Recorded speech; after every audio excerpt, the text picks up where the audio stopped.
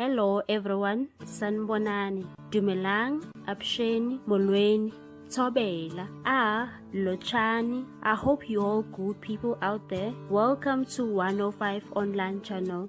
In this channel, we are bringing you celebrity news, entertainment news, and gossip celebrity news. If you are new, President Cyril Ramaphosa announced the appointment of Zondo late in a statement on Thursday, the 10th of March, effective from the 1st of April.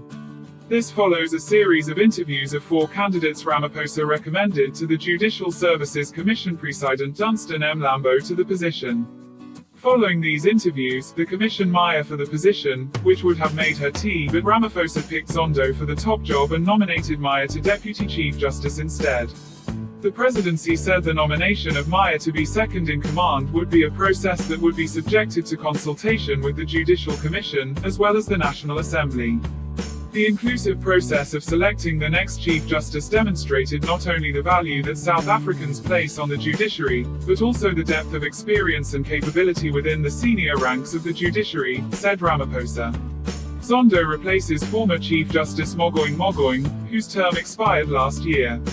Zondo is seen by many as pro-Ramaphosa, and his appointment may raise concerns in the Red faction that this is a move to capture the judiciary.